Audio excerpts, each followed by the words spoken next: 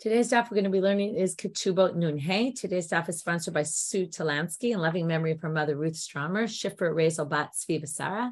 She was a Holocaust survivor whose first task upon arriving in America was to ensure that her daughters got a yeshiva education. It is my mom who began my journey into learning. Okay, we're going to get started with where we ended off yesterday about Tosefet Ketubot. Because we have a bit of a short daf, even though, as I mentioned before class, short daf doesn't always mean easy. And there's a lot. As soon as the daf is short, it means the commentaries are longer, which means in this case, it's specifically, there are some things that are more complicated. It's also that there's more to fill in. Okay, we'll see. It'll take us a long time just to get through the first 15 words of today or 20 words of today's daf. But I really want to start with an interesting question the Tosfot asks on our Mishnah. So we started off the 5th chapter with this, Afal Pi Shamru, even though they say, Betula Gova Matayim V'Almana Maneh, Imartzah Losif Afilu Mea Maneh Yosif, right? People can add if they want. Tosfot asks something not exactly directly relating to this halacha, but to ketuba in general. Tosfot says in the first Tosfot here, Tema, okay, after the words that are darkened, De'achshav nahagu shekotev chatan l'kala mea litrin. Okay, there's now a set amount, as I mentioned yesterday. Set amount everybody adds in, right? Whether, right, the question is what is, that's not even what we were talking about the Tosefet, whether some places it's customary to have a set amount for the Tosefet, some people not, but forgetting about that, how much is 200 zuz worth? Okay, so he says in their day it was 100 litrim, right? They always evaluated at different times. Even though, now he comes to say, what if somebody doesn't have a shava pruta? In other words, someone has no money to their name. Even then, they write a ketuba. Now, what did we say about a ketuba? A ketuba, all your property is liened to this. So that means this guy has no money right now. Let's say they're married for 20, 30 years. 15 years later, he gets more money, he has more property, and then he sells some of that property. That property is liened to the ketuba. Comes Tosfot and he asks, how could that possibly be? If this person, if you're wealthy and you have money already, so fine. You can say, all my money is liened to, or property is liened to this loan. But if you don't even have money to your name, how does everybody nowadays write a ketuba, even if they don't have that much money in their bank account or in their assets? So he says, and more the issue is, the shibud, the fact that it's liened. Liened property can't be unless you can't, what you're basically saying is, I'm designating this land to you. Now, you can't do that if it doesn't exist. There's a concept, we're going to talk about this a lot later, which is, Ein adam mishabed davar shelo ba la'olam. Okay, or Ein adam makneh davar shelo ba la'olam. In this case, it's a shibud, but a shibud is a kinyan. It's basically giving rights of acquiring to his wife. When it doesn't exist in the world, you can't do that. So Tosfot brings two answers. They're very different type of answers. One is where the lines get wide, Ella, the very end of that first wide line, or it gets a little wider, Shemishabed gufo lezeh hachov me'ata. What he basically does is, he's not saying, we want to make it something that's in this world. So how do we make it in this world? We say, well, you're basically committing yourself. And then we're going to see this later with the wife also. You make the money later, so then you committed yourself, right? This is normally the way you think about it. I commit that I will, right? I don't have money now, but I will have money later. I commit myself rather than committing the land. And then retroactively, that's what he says. When he gets nichasim, then the lien will be from when he said, I commit myself to this. I'm making a commitment to this. So that's one way to look at it. The second one is a little more interesting, although much more complicated to understand. It's more fictitious. He says, "V'yesh mafarshim," toward the last 4 lines of Tosfot here. Dekevan de kotev stama. Now, what does somebody write in the ketuba? Shiyu kol nechasav achrayim. All his property will be responsible, right? Liened. Lama lo nitzchayev? Harei hoda sheyesh lo nechasim. He's basically admitting that he has land. If I say all my property will be liened, even if I don't have land, I'm basically admitting that I have land. And now comes in halachic reality as opposed to actual reality because he doesn't have land. And even though we know this person has no land, we have this concept that if you admit to something, it's as if 100 witnesses came and testified. So by you saying, I'm making all my property lean to this ketuba, you're basically admitting that you have land, even though you don't really have land. And that we view it as if you have land. Okay, how to understand this is a really good question. But what I wanted to show you is that they're using halachic terminology or halachic concepts like hoda'at ba'al din kimei edim dami to basically create a fictitious kind of way to resolve this question. So one is a more realistic way, which is saying he's not mishabed his land, he's mishabed himself, as opposed to saying, no, it's really his land, and we make it as if he has land, even though he doesn't really have land. Anyway, it's an interesting question, and it's an interesting toast, but I didn't want to skip it. Okay, now we're getting back to our Tosefek Ketubah. Tosefek Ketubah, again, we've talked about this many times, but we'll constantly review. 200 zuz or 100 zuz is the basic, depending on whether she's a widow or not, or she's already been married. And then we have this additional sum that the husband adds on. Okay, why he adds it on, we don't really know, but right, he wants to promise for more money. If you remember, we're going to get back to this at the end of today's daf, which is Rabbi Elazar ben Azaria says, right, if he wrote the ketuba, there's a machloket in the Mishnah, if he wrote the ketuba during the betrothal, which didn't usually happen, but if he did, and then he dies or divorces her from the betrothal, then she only gets the 200 or the 100, not the tosefet. Shelo katav la ela almanat lekansa. Why did he write this tosefet? And this is why I wanted to mention it now, at least according to Rabbi Elazar ben Azaria. He does what's called an umdena. We're going to talk a lot about this there's 3 sections to today's Gemara. In the 3rd section of today, we're going to talk about this umdena, which is we try to get into the head of the husband. Why did he promise her this money? Because of the benefits he was getting of being married to her, particularly Rashi says of having intercourse with her. That's the benefit that for that benefit, he's willing to basically give her extra money. Now, in the Erisin, there was none of that. And therefore, she doesn't get the money because the money was only for the marriage that they're going to have. Okay, so that's the concept of why you would do Tosefet, at least according to Rabbi Elazar ben Azaria. The Gemara had said, once he adds this Tosefet, it's basically like the Ketubah. Okay, and that's why they learn it from the language in Ratzalo Sif, that it's an addition. And then what's the relevance of that? And now we're going to go through a very long list, which is just a few words in the Gemara, but it's going to take us a while to get through each and every case. So there's relevance for a number of different cases. Mocheret, that we started with, which is if she sells the rights to her ketuba, as we saw in yesterday's daf, or I can't remember, it was yesterday, the day before, she could sell the rights to her ketuba. If she sells the rights to her ketuba, it includes the tosefet as well. Mocheret, if she forgoes her ketuba and says, you know what, you don't have to give me the ketuba, that includes not only the 200, also the tosefet, right? For all these, we're going to basically include the tosefet. Mored, this is a very interesting halacha. If a woman is moredet, that means she rebels against her husband by doing what? So there's a machloket in the Gemara, there's Mishna about this in Samach Dalet.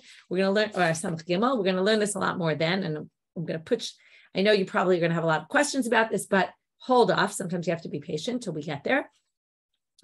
A woman rebels against her husband and either doesn't provide him with sexual relations, or she doesn't do the work in the house she's supposed to do. Wait, we'll get there on Shabbat, all the work that woman's supposed to do in the house. So if she doesn't do, there's machloket which one it is, he can basically divorce her. But what does he do?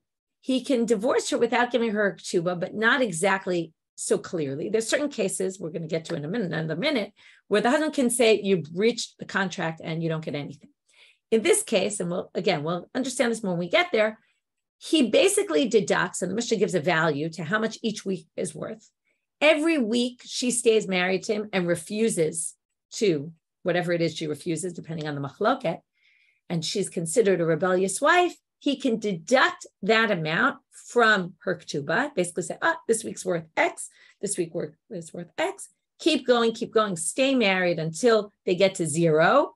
And then he can say, okay, goodbye, here's your get, and I don't owe you anything. So what's the issue with Tosefet? He can do that all the way down to the Tosefet, okay? Meaning he can, let's say, right, it was 300 zuz, because he added another 100.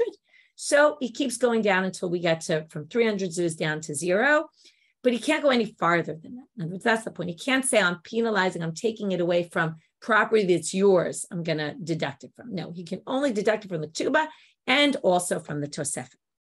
By the way, there's also what the penalties are for a husband who's mored. So don't worry, it goes in both directions. There's a bit of a difference, and the Mishnah kind of sets up the differences there, and the Gemara will say, why is there a difference in the amount and all that? We'll get there when we get there. Lipogemet. Pogemet is a woman who started collecting part of her ketuba, and then she has to, she needs to swear. We're going to see all these cases. Since she already collected part of her ketuba, okay, and then the husband claims, right, I think in this case, right, if he claims, I paid you everything, and she says, you only paid me part, then she has to swear about the rest. Same thing about the Tosefet. It's the same law. Like if she says, I got some of the Tosefet, she has to swear about the rest. Ule Tovat, that's what we saw yesterday. The Tovat Ketubata Bebeitin, if she claims her ketuba in the court, she doesn't get mazonot out anymore. So likewise, if she claims her Tosefet in the court, she loses rights to her ketuba. Ula Overet al Dat. Overet al Dat is, this is a very famous Mishnah in Daf Ayin Bet. You'll see why it's famous, because it's all about hair covering. So it's an interesting topic, right? There's all sorts of things that she could be Overet al Dat Moshe and Dat Yudi. There's certain things that are in these categories. We'll get to them on Daf Ayin Bet. And in all those cases, he can basically divorce her without giving her the ketuba money. So likewise, it's a breach of, this is what I said, we're going to get to these cases. It's a breach of contract. And there's certain things, and we'll talk about them when we get to them, why these are considered breach of contract. And therefore, just like she loses her ketuba, she loses the Tosefet as well. L'shevach. She can demand her ketuba, if you remember, only from land. Okay, the Gaonim instituted that she can also claim it from movable property, but in times of the Gemara, it was only land, unless designated otherwise. We'll see some cases of that today. But let's say he dies and his land is worth X, and it's not enough, let's say, to pay her ketuba. And then the land, the orphans take care of the property and they raise the value of the land. That's shevach. So let's say it was worth 50 and now it's worth 100. And she's owed 100. She can't take it from this land, from the shevach, okay? Because they increased that and it wasn't in existence at the time of the husband's death. So that she's not allowed to. And likewise, the Tosefet can't be collected from that shevach that the orphans did. L'shvua. There's all sorts of cases where she needs to swear in order to receive her ketuba. One of them we saw was pogemet. Okay, there's another, if she goes to collect her ketuba when the husband's not there. Let's say the husband doesn't show up to court and she says, I want to collect my ketuba, and the husband's not there to say, well, I already gave you some of the money. So she has to swear because maybe she received some of the money. There's, if a witness comes, I'm looking at Rashi. Rashi is giving us a few examples here in the fourth line in Rashi. One witness comes forward and says she already got her ketuba money. She claims not. So it's her against one witness. Whenever there's one witness in a monetary case against you, you can swear. You don't have two witnesses against you, so we don't believe the witness, but we believe him enough to require you to swear before you collect it. So as long as you swear in court, then you can collect it. If she takes it from lien property, if the husband sold his property, she's allowed to collect it from there, but she can't collect it from there since it's a third party. They have no idea if the husband paid back or not, so she has to swear to them. And likewise, it's the most important, the yatomim. When she claims her money, ketuba money from the orphans, she has to swear. First of all, anyone who claims any kind of claim to an orphan needs to swear, because, right, let's say someone pulls out a loan document and say, I loaned your father money. How does he know if the father paid back? And when the father's there, he can say, I already paid the money. But these poor orphans, they have no idea what happened and what didn't happen in the life of their father. So everyone always has to swear to orphans. The woman has to swear as well. This became a problem later. We'll get to it. I don't know if it comes up in Ketubot. It definitely comes up in Gittin, that at a certain point they didn't want to allow the women to swear because some women were swearing falsely for particular reasons, not even intentionally, but anyway, we'll talk about that later. It a little bit has to do with our daf, though. There was this, maybe I'll tell you because we'll see this concept later. Because ketuba is something that we already said, if a husband doesn't write a ketuba, it's as if it's written. He has to commit to the money. So there's this concern that even during his lifetime, he set aside things for her. It's called shrare at pisa. Okay, he basically set aside objects or things to give her for her ketuba. And that maybe she already received part of it in her lifetime, even though the ketuba is only hers when he dies or divorces her. But there is this sense, since anyway it's going to go to her, or remember, it's going to go when he dies to her sons. So it's pretty much a done deal that this is going to her. And therefore, there were some cases where he would actually give her some of the money during his lifetime. So therefore, because of that concern, it causes all sorts of issues. We'll see some more of them later. But particularly here, you have to swear to the orphans that you didn't receive anything yet in his lifetime. Now, right, we always think of ketuba as being paid later, but it could be that she received some of the money earlier. So again, what does this mean for Tosefet? That she has to swear, just like she has to swear to receive the regular part of the ketuba, also for the additional money. L'shvi'it, we're now in Shnat Shemitah. So at the end of the Shnat Shemitah, that's why we do a prusbal to basically not annul, right? All the loans get canceled. So this is not considered a loan, right? In a sense, it's like a loan, but it doesn't get canceled, not the ketuba, not the Tosefet. I want to point out before we move on, there's a language thing going on here, a literary. Just listen to the words. Mocheret, mochelet, moredet, right? They all sound the same and start with mem. We have l'shevach, l'shvua, l'shvi'it, okay, all the shins. And if you look also the form of the words, mocheret, mochelet, moredet, pogemet, tovat, overet, aldat, right? It's almost like a rhyme scheme. There's clearly a thing there. And then it moves on to different l'shevach, l'shvua, l'shvi'it. After that, a little bit less so, but clearly somebody was thinking about how to organize these in a kind of way that would sound nice. If somebody writes all of their property, say, I'm giving all my property right now to my children, but sets aside one piece of land for the wife for her ketuba, she can only collect the ketuba from that land and also the Tosefet. Thank you, Ruth, for pointing out, right? Also, to make it easy to memorize this list, obviously. Thank you for pointing that out. I forgot to mention that. I wasn't thinking about it, so it's good. Ligvot mina karka, to collect from land. Okay, this is an interesting halacha. I said before, a woman can only collect from land, her ketuba. Again, the Gaonim said also from movable property, but the basic law was she can only collect from land. So if the husband only had movable property, she wouldn't be able to collect her ketuba. So likewise, she can't collect the Tosefet. Again, until the Gaonim changed this.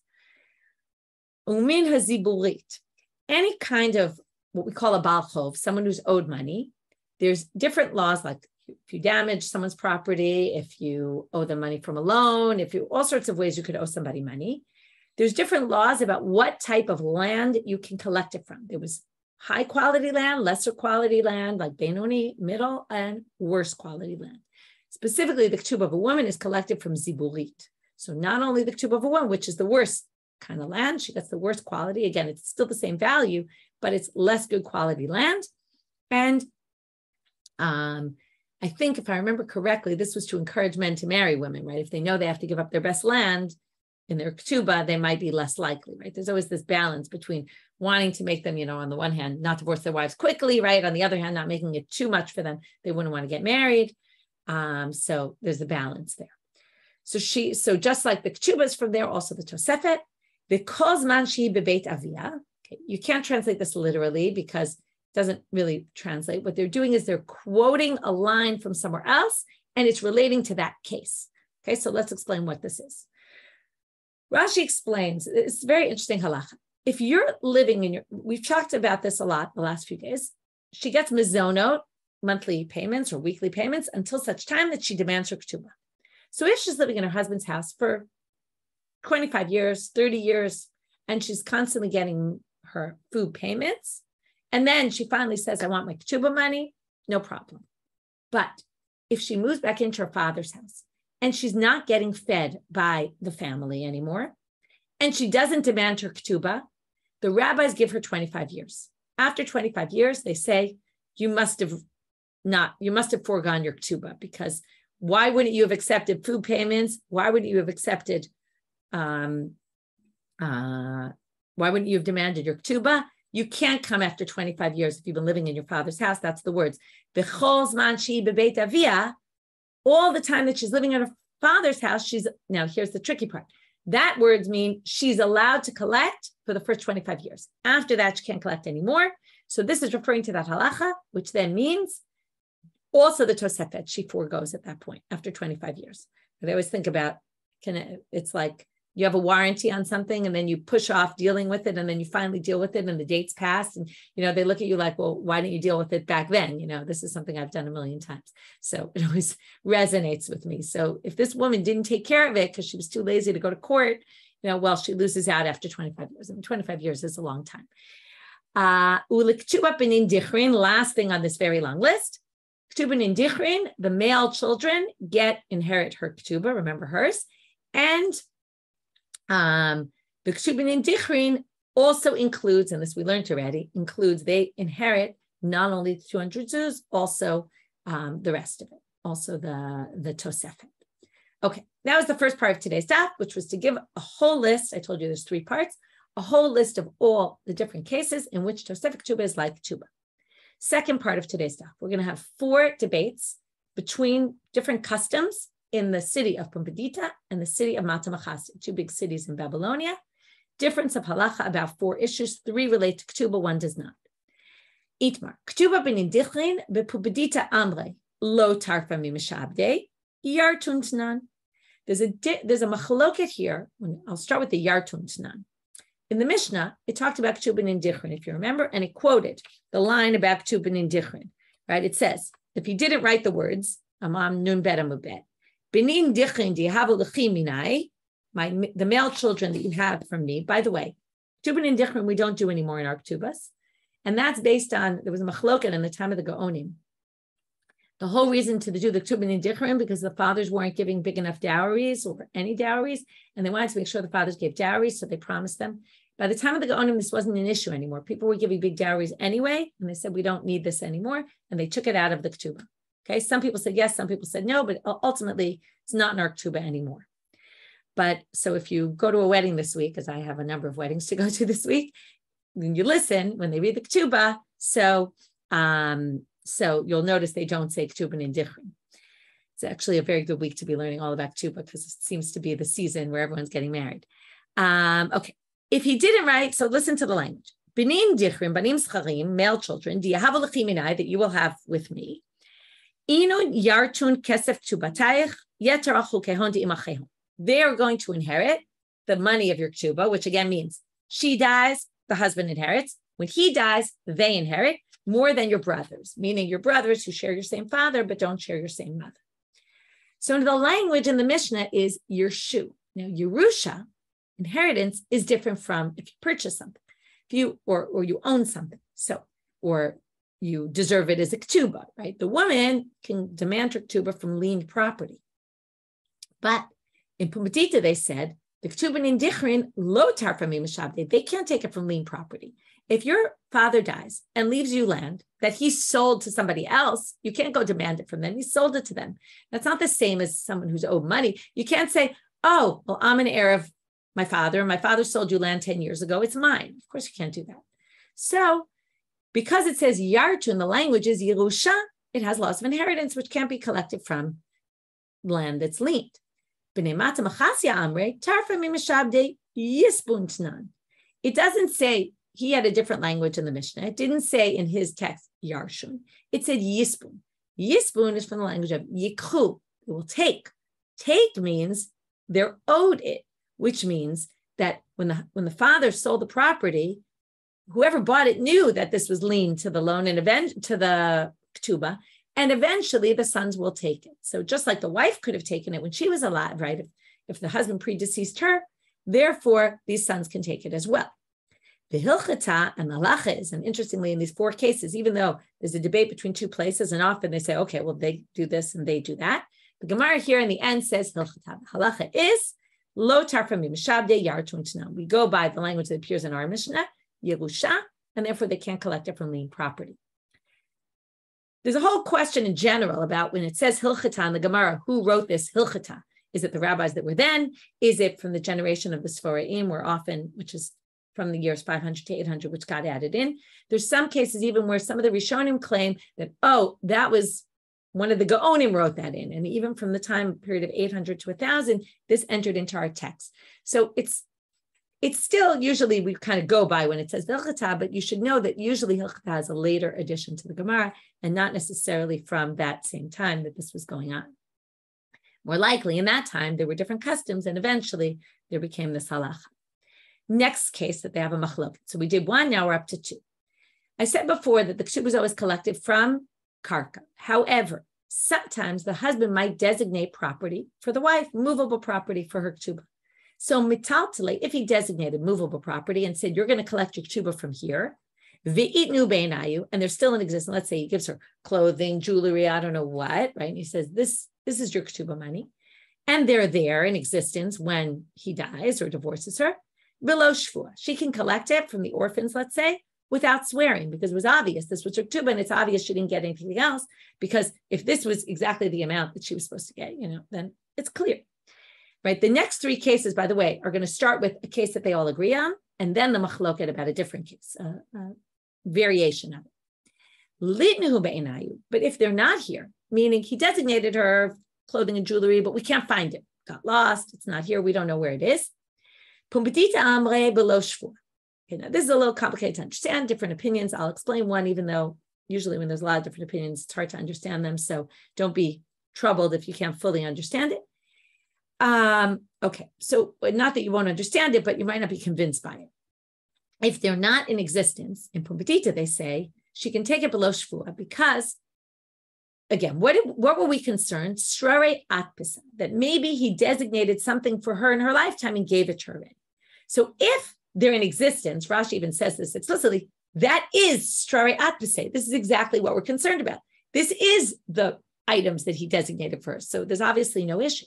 But if they're not here and he designates specific items, but they're gone, it's obvious, and this you might not say it's so obvious, and some commentaries say the exact opposite, but we're going to go with this. It's obvious that he didn't designate anything in place of it. In other words, there is no shrare atpisa if he was matpis, he designated this pile, he obviously didn't designate anything else, right? Someone else says, what do you mean? If it got lost, then he might have designated other stuff, but let's just assume not.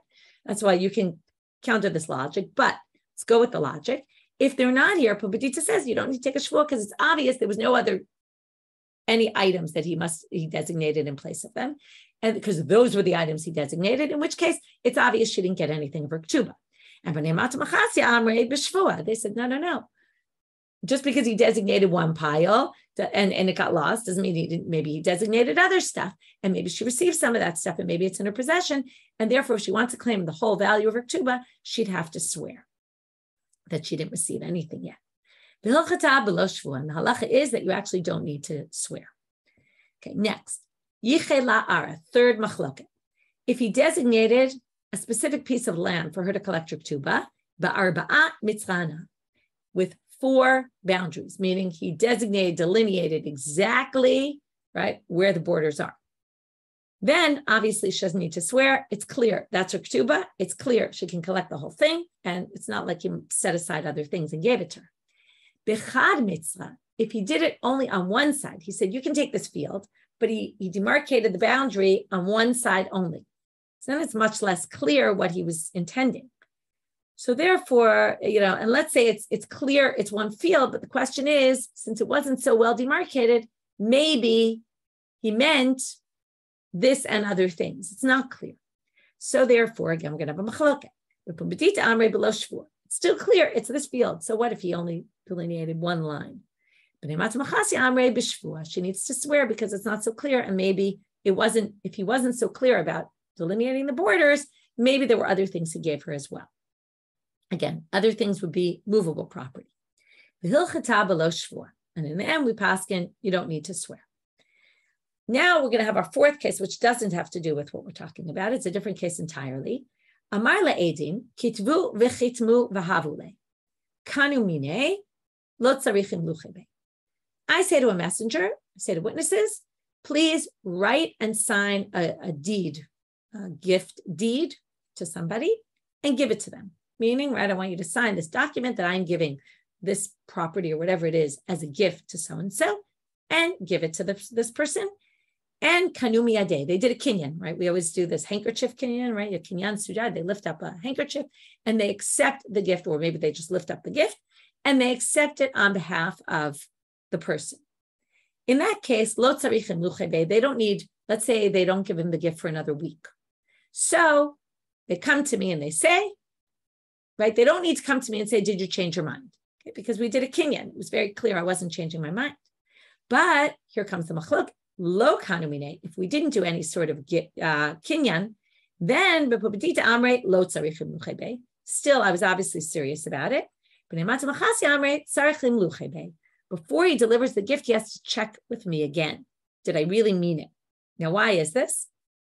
Well, normally, when I give a gift to someone, I do a kinyan. Normally, I say acquire it on their behalf. In this case, Mata Mechasia think that because I didn't do the kinyan, that is indicative of the fact that I must have been a little wishy-washy about it. Because if I wasn't wishy-washy, I would have already had them acquire it on his behalf. So therefore, if I don't, then it must be that maybe I might change my mind, and therefore you have to check with me before you actually do it. And in this case, it's the one case where we pascal in Mata Mechasia and say we actually do need to recheck. Okay, that was the second part of today's stuff for machlokot between Mata Mechasia and Pumbedita. Now we go back to Rabbi Elazar ben Azaria. If you remember, Rabbi Elazar ben Azaria, again, I repeated it all in the beginning of class, so you'd have it in your mind when we get here, but I'll review. He says if it's from the Erusin, right, then we're assuming, okay, I'm going to read it in Rashi.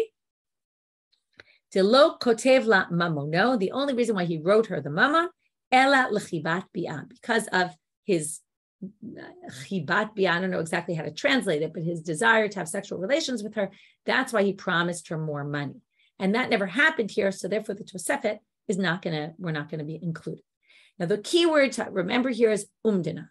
Umdena means, now it's interesting the Gemara says this because the Gemara often does this without using the word umdena, where they try to assess what's the person thinking. And here we're going to assume, the assumption of the Gemara is that the machlokah between Rabbi Elazar ben Azaria and the rabbis here is, do we use umdena or do we not use umdena? Do we say we can assess what the person's thinking, right? We all know it's problematic to try assessing what people think because everybody thinks something different. And I always go back to when I learned economics and in courses I took, it was always, let's assume, right? We were trying to assess at some point, if we lower the price of the subway, would more people take public transportation and less people drive, right? So you can assume, right? But you can't assume everyone's going to make the same consideration. Some people might prefer public transportation. Some people might still like to drive their own cars because they just like being flexible. There's very difficult to make assumptions about human behavior. So here, what they're assuming is that the machlokah between Rabbi Elazar ben Azaria is all about what's this person thinking when he added the Tosefet. So Rabbi Elazar ben Azaria is clear, he must have been adding the Tosefet because of this chibat bi'ah. But the rabbis don't think so, and therefore she gets the money from the Erusin. So now we have a machlok at Rav and Rabbi Natan. Itmar. Rav and Rabbi Natan, chadamar halacha ke Rabbi Elazar ben Azaria, v'chadamar in halacha ke Rabbi Elazar ben Azaria. One says we paskin like Rabbi Elazar ben Azaria, one says we don't. But we don't know who said what. So the Gemara tries to figure out, based on this concept of umdena.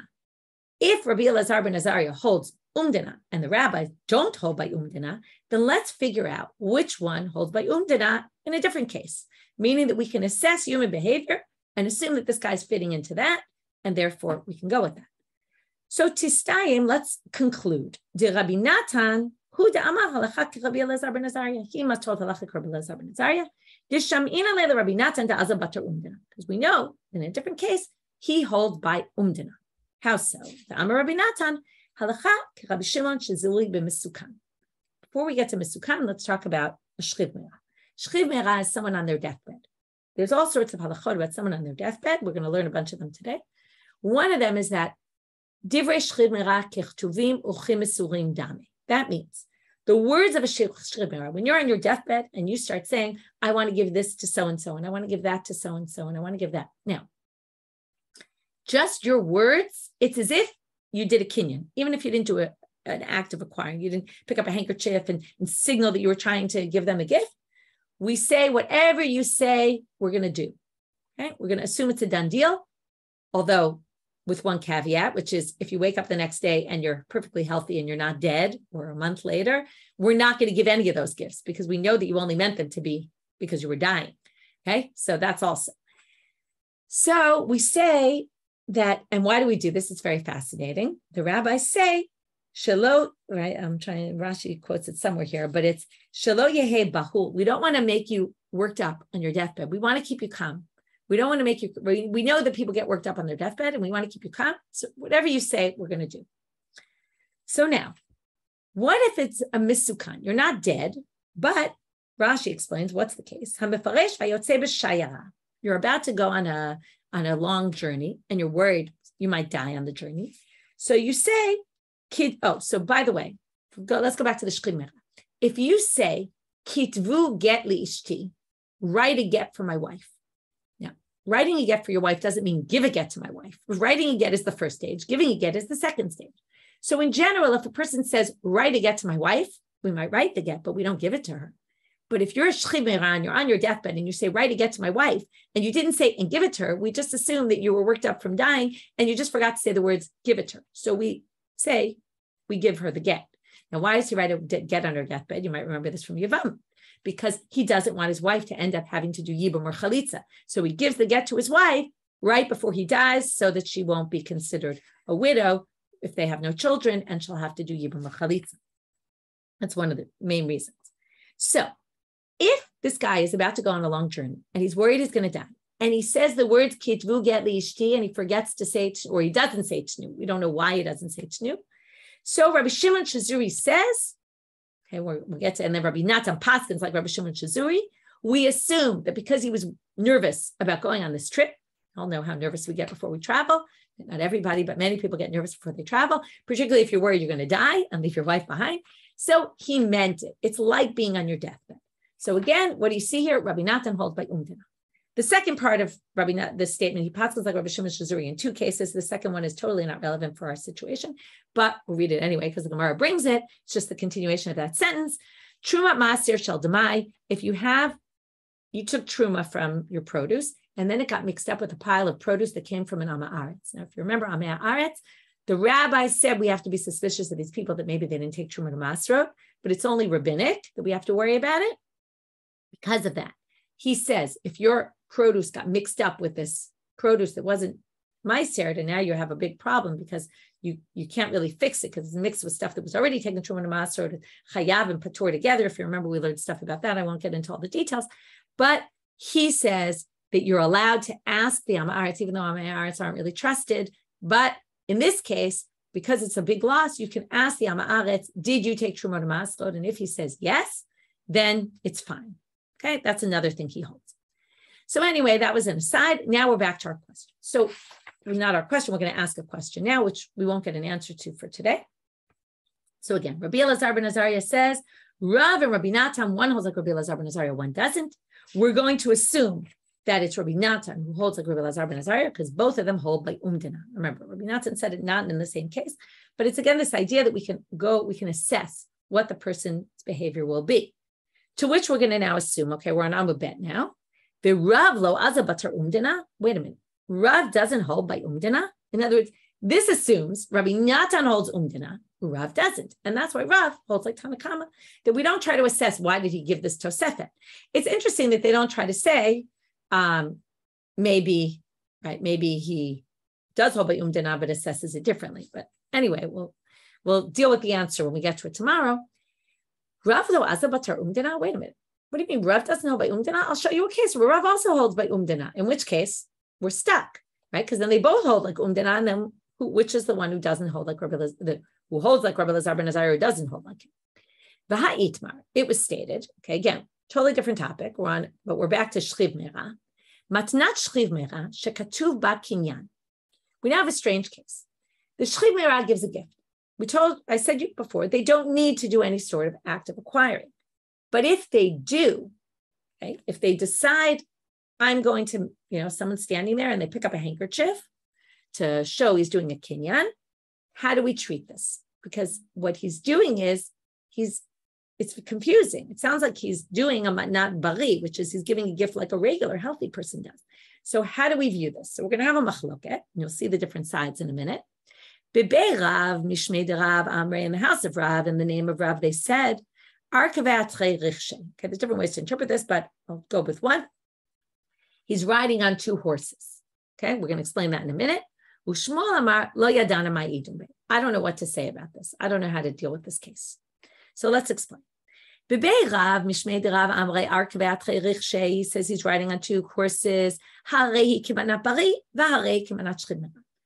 one aspect, it's like the gift of a healthy person. And from a different aspect, it's like the gift of a shchimera. And this is where we're going to see that Rav tries to get into the head of, tries to assess, which is exactly what we've been talking about, umdena, what was this person thinking? Okay, why did he do this? So, imagine a person on their deathbed, they do a kinyan. Now, why would you do a kinyan? What he means to say is, this is a done deal, right? Kinyan is always to say, this is a done deal, which means if I wake up tomorrow and I don't die, and I'm still alive, I want this gift to go through anyway. I told you before, manat shchimera will only be if they actually die. But if they're still alive, it's not, right? We basically ignore what he did. But if he did a kinyan, he must be showing, I want this to be valid no matter what, even if I don't end up dying. How is it? Right? The two horses means we're going to treat it on one hand like a shchimera and on one hand like a bari, like a healthy person. So how is it k'manat shchimera? She'im amal hava'ati leploni hava'ato leploni. If he said, let's say what he gave as a gift was a document of an IOU. Someone owed him from a loan, and he wants to pass on that loan to someone else so that that person will get the money back instead of him. Normally, a kinyan sudar handkerchief kinyan doesn't work. But in this case, since he's a shchimera, the handkerchief will work. Okay, usually you need a stronger type of kinyan for something like that. Handkerchief works for certain things, but not for all things. So if he said, I'm giving you this document, my shtar halva'ah, that someone owes me money, that works with this handkerchief kinyan. Rather, right, it's called the kinyan sudal, even though normally it wouldn't under normal circumstances. So basically, that's what we're going to say. It works in both ways. And again, we've already proven our point, which is our question, which is Rav also holds umdena, so why wouldn't he be the one who holds like Rabbi Elazar ben Azaria? And now we're a little bit stuck. And we'll get out of it. We'll deal with it tomorrow. But now we have to explain Shmuel. Shmuel amar lo yadana mai idum be. I don't know what to do here. So why? So I want to stop for a second because I see your question, Dina. This is important. Why does he even need a kinyan? He doesn't. That's the whole idea. He doesn't need a kinyan, and he did one anyway. And that's why we have to try to get into his head and say, why did he do this? Right? He was kind of breaking protocol. Maybe he didn't know protocol. That's another. Right? But he's doing something that's odd, and we don't know why he's doing something that's out of the norm. So Rav says it must be he wanted to make it in some way. Right? That's why the Rav's first part makes perfect sense, saying he wants it to be like a manat bari, that he's not going to change his mind about it. Shmuel says, I don't know what to do because Shema lo gamar laknoto ela b'shtal ve'ein shtar la'achar mita. Here's a guy on his deathbed. Now, if he does a kinyan, maybe what he's trying to say is you have to write a document along with this. Now, what's the issue? Well, you can't write the document now because he's not giving the gift now. He's only giving the gift when he's dead. And if you write the gift once he's dead, there is no such thing as writing a shtar for someone once they're dead. If someone said, I want you to write a shtar for me, and then they die, you don't write the shtar. So that's why Shmuel says, I'm stuck here, because he intended probably that to give it as a gift. Why did you do a kinyan? To say, I want this to be written with a shtar. The problem is if you write a shtar, the shtar is the date of today, and he's not giving the gift today. He's giving the gift whenever he dies. So then it would have to be written after his death, but you can't write a deed for somebody after they die. So that's why Shmuel says, I don't know how to handle this case. And we're going to leave it with that. Again, Shmuel's not important for our purposes. It's interesting. But our whole purpose right now is, again, we have 3 sections to the daf. I'll just do a quick review. We had all those cases where Tosefet Ketubah was like Ketubah. We had a whole long list of all those cases. Then we had 4 cases where there was a machloket between the people of Pumbedita and the people of Mata Mechasia. And then we tried to figure out which Rav and Rabbi Natan, which was the one who held like Rav Elazar ben Azaria about the Tosefet from Erusin, where Rav Elazar ben Azaria says there is no Tosefet because we assess what his thought process was. Then we say Rabbi Natan must agree with him and not Rav, because Rabbi Natan holds by umdena, to which we said, what do you mean? Rav also holds by making these assessments. And that's where we're stuck right now. You'll have to wait till tomorrow to get the answer. Have a great day, everyone.